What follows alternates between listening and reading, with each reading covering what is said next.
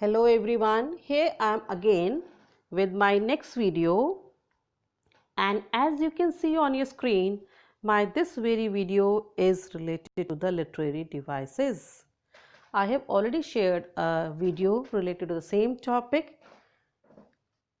There are so many literary devices. I am taking some of them here in this very video.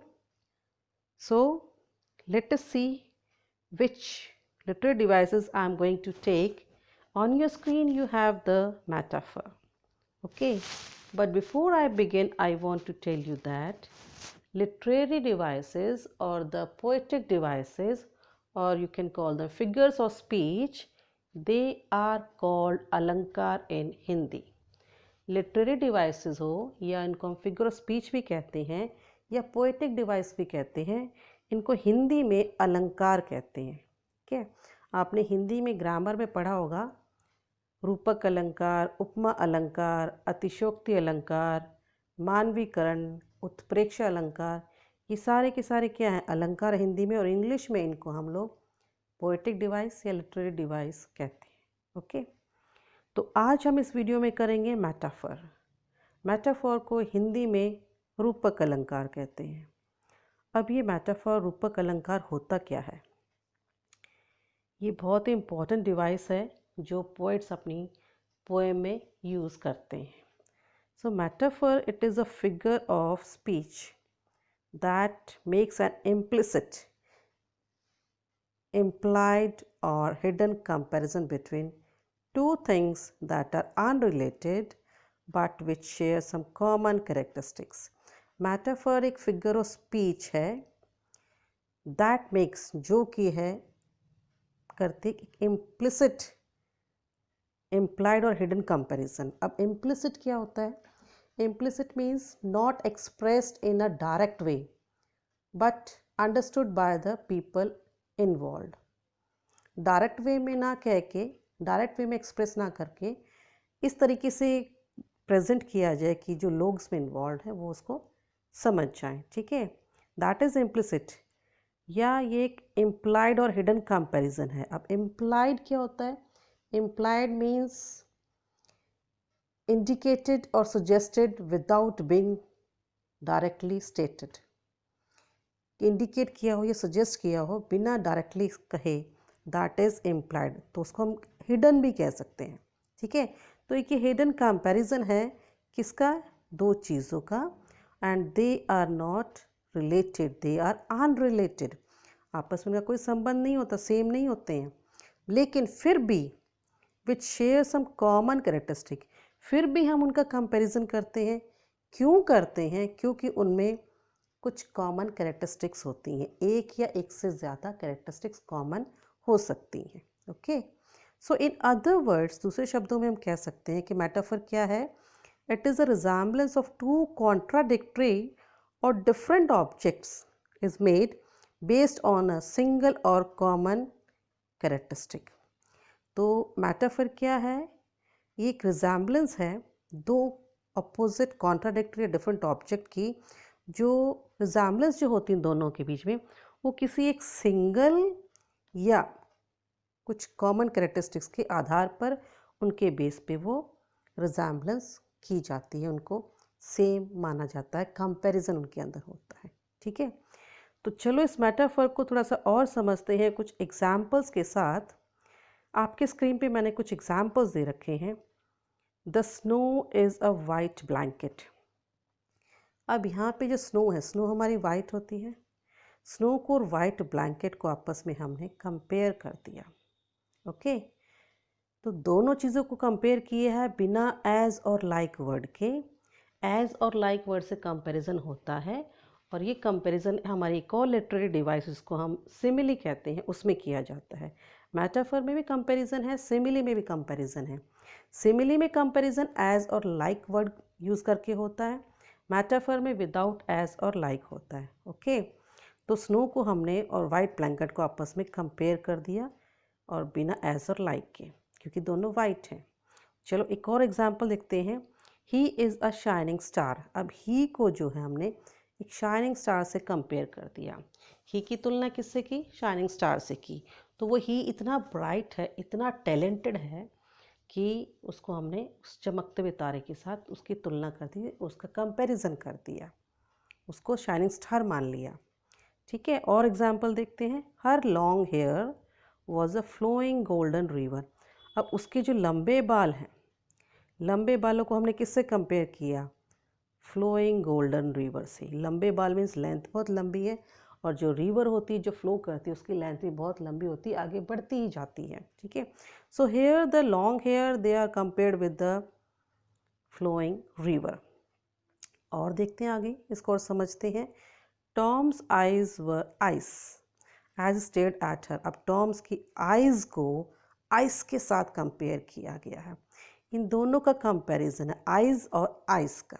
Okay, last एक example और देख लेते हैं हम। The children were flowers grown in the concrete garden. अब बच्चों को हमने क्या माना है? उनका कंपैरिजन किससे किया हमने? फ्लावर से। बच्चे भी फ्लावर की तरह बहुत ही नाजुक होते हैं, बहुत ही कोमल होते हैं। तो वैसे ही इन दोनों के इसलिए हमने कंपैरिजन किया, चिल्ड्रन का और फ्लावर्स का। ओके, विदाउट, एज और लाइक के। तो ये थे कुछ एग्जाम्पल्स जो मैंने कोशिश की आपको मेटाफर समझाने के लिए, ताकि आपको कॉन्सेप्ट मेटाफर का क्लियर हो सके। चलो अपनी अब नेक्स्ट लिटरेरी डिवाइस देखते हैं, और वो है हमारी पर्सोनिफिकेशन। पर्सोनिफिकेशन को हिंदी में मानवीकरण कहते हैं। ठीक है, अब मानवीकरण क्या है? पर्सोनिफिकेशन में क्या होता है? When a non-human figure or other abstract concept or element is described as having human-like qualities or characteristics। जब कोई non-human figure या कोई और abstract concept या element को हम लोग human-like qualities देते हैं, human मान लेते हैं, human characteristics उसके अंदर डाल देते हैं। कहने का मतलब, जब हम किसी नॉन लिविंग चीज़ को लिविंग मान लेते हैं, ह्यूमन मान लेते हैं, तो दैट इज़ पर्सोनिफिकेशन। उसको मानव मान लें, मानवीकरण कर दें, उसको मानव का रूप दे दें, उसको हम पर्सोनिफिकेशन कहते हैं, उसको मानवीकरण कहते हैं। ओके, एंथ्रोफॉर्मिज्म की जैसे इसमें नहीं होता। जैसे कि एंथ्रोफॉर्मिज्म ये भी एक लिटरेरी डिवाइस है, वहाँ पर non human figure becomes human like. Non human figure वहाँ पे ह्यूमन लाइक कैरेक्टर हो जाती है। विथ पर्सोनिफिकेशन, पर्सोनिफिकेशन के साथ क्या होता है? The object figure is simply described as human like. जो ऑब्जेक्ट है या जो फिगर जो हमने ली है, उसको सिंपली हम लोग ह्यूमन जैसा मान लेते हैं। ओके, और पर्सोनिफिकेशन जो है, it is use to help the reader create a clear mental picture of the scene और ऑब्जेक्ट बीइंग डिस्क्राइब। पर्सोनिफिकेशन जो है पोइट्स के द्वारा अपनी पोएम्स पे यूज़ किया जाता है अपनी कविता को और सुंदर बनाने के लिए, ताकि जब रीडर्स जो हैं उसको पढ़ें तो उनके दिमाग में उसकी क्लियर पिक्चर बन जाए। ठीक है, उस सीन की या वो ऑब्जेक्ट जो वो डिस्क्राइब कर रहे हैं उसका एक सही से चित्रण उनके दिमाग में हो जाए। ओके, तो ये था हमारा पर्सोनिफिकेशन। जैसे कि आप लोग नीचे एग्जाम्पल में देख सकते हो, एग्जाम्पल आपको दिया हुआ है, द विंड मोन्ड। विंड आपको पता है पवन या हवा होती है। अब मोन्ड का मतलब क्या होता है? मोन्ड का मतलब होता है to make a low sound when you are in pain. जब आपको दर्द हो रहा हो और आप हल्की से कोई आवाज़ निकालते हो, that is mourning. Okay, the wind mourn beckoning me to come outside. अब वो मुझे विंड जो है मॉर्न करे और बैकन कर रही है मुझे बाहर आने के लिए। बैकन का मतलब होता है इशारे से बुलाना। ठीक है, विंड किसी को इशारे से नहीं बुला सकती, विंड दर्द के मारे करहा नहीं सकती। तो विंड को हमने यहाँ पे मनुष्य मान लिया है, मानव मान लिया है, और मॉर्न और बैकन वर्ड यूज़ करके उसको हमने लिविंग ह्यूमन फिगर हमने उसको दे दी है। Okay, so here the wind, a non human element, is being described as it as human. अब वो डिस्क्राइब ह्यूमन कैसे बनी? मॉर्न वर्ड यूज़ करके और बैकन्स वर्ड यूज़ करके। ठीक है, मैं आपको और एग्जाम्पल देती हूँ। जैसे हम कई बार पोएम में देखते हैं, the sky was crying, clouds were laughing, clouds कभी हंसते नहीं हैं, लेकिन उनको हम ह्यूमन फिगर दे देते हैं। आसमान कभी रोता नहीं है, लेकिन उनको हमने ह्यूमन फिगर दे दिया, तो हमने कर दिया the sky was crying. The flowers were dancing, flowers dance नहीं करते, लेकिन उनको ह्यूमन मान लिया, ह्यूमन फिगर दे दी उनको, ठीक है, उनको ह्यूमन एलिमेंट मान लिया, सो पर्सोनिफिकेशन हो गया। तो ये था आपका literary device personification. I hope अब आपको ये समझ में आ गया होगा।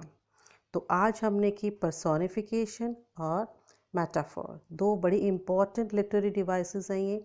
एग्ज़ाम्स में क्वेश्चंस डेफिनेटली आता है class 8th 9th 10th and even 11th and 12th में। आपको अगर कोई एक्सट्रैक्ट पोएम में से दिया होगा, कोई स्टेंजा उसका दिया होगा, तो उस स्टेंजा में लिटरेरी डिवाइस पे डेफिनेटली क्वेश्चन पूछा जाता है। तो अगर आप इन लिटरेरी डिवाइसेस को यहाँ से समझ लेंगे, वीडियो को देखेंगे, तो ईजिली आप लोग उस क्वेश्चन को अटैम्प्ट कर पाएंगे and you will be very much able to score well also. Okay, so this was all from me for this video. I will be back again with my next video soon. Till then, keep learning, keep watching my videos and stay safe. Thanks to all.